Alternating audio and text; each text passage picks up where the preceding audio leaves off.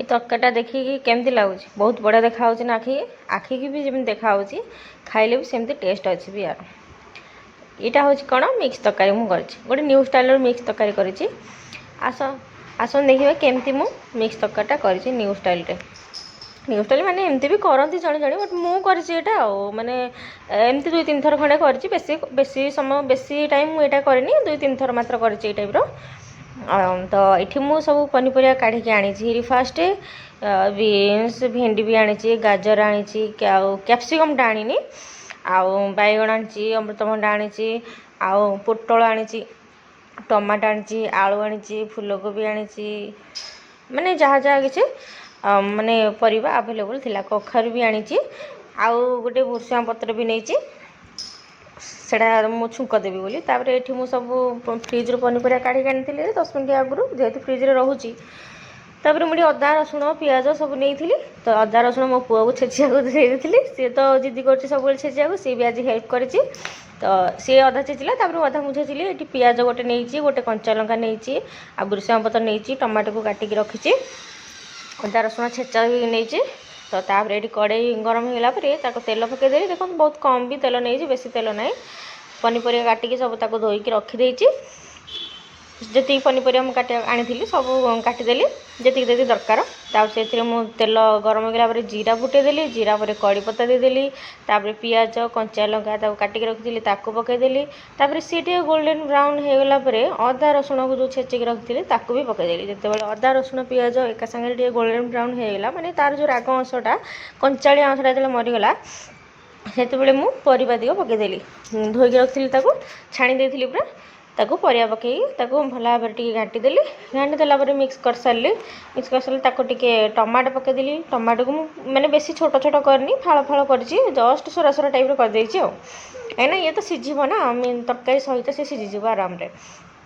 तो तापर ताकू भी पकईकी घाटीदेली मैंने मिक्स करदेली तापर लुण पकईदेली हल्दी पकईदेली तापर जीरा पाउडर धनिया पाउडर ये सब भी टिके पकई देती माने परिवा क्वांटिटी हिसाब से पकई तो बेसी मसला नहीं बहुत कम मसला रोसे करे तो से भेंडी भी पकई माने विश्वास करूँ भेंडी पकई तार किसी भी नाल अंश माने नालिया टी चाल टी रहा कथा ना कि तार किसी भी सेमती किसी लगे आ टेस्टा ना बहुत बढ़िया है बहुत टेस्टा बास्नाटा एते जे माने मु रोसे कर बास्नारे मो पेट पूरीगला भाया लगे तापर सी खड़े बसी बारंबार मझे भी कवर कर दूसरी देखुची भी तापर सोयाबीन बड़ी आउ किसी हरड़ डाली बुट डाली मो पाखे नाला हरड़ डाली नहीं अल्प अल्प नहीं सोयाबीन बड़ी भी अल्प नहीं मुझे बतुरईकी रखी धोईकी भल भाव में छाणी देती तो ताकू ये पकईदेली आपण मैंने चाहिए सोयाबीन बड़ी को फ्राए करके पकई पारे किंतु जेहेतुटा मुझे छोट बड़ीटा नहीं से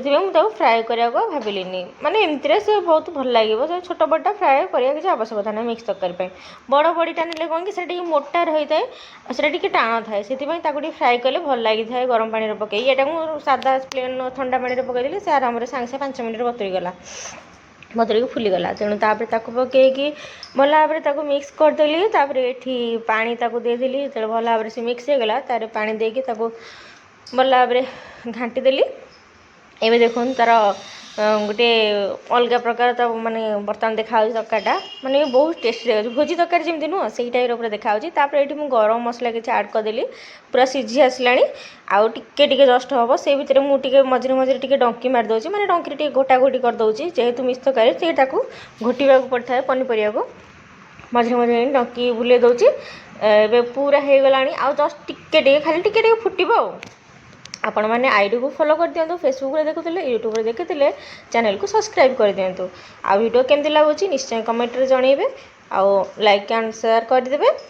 वीडियो को सेव करदेवे जदि रेसिपी वीडियो घरे बनवाक चाहते आप वीडियो को सेव करदेवे देखो तरकारी होगला मुझे ओल्हे देती केते यमी देखा के डिलीशियस देखा खाइबा तो बहुत टेस्ट थी मो स्पेंस भी भल खाइला मुझे खाइली आपण मैंने निश्चय बनइबे आउ निहाती मते जनइबे जे सतरे टेस्टी होता कि न होता यही टाइप बनाते यही स्टाइल आपण मैंने निश्चय खाइबा भी भल लगे आ रुटी सांगे भी खाई पारे आराम रे।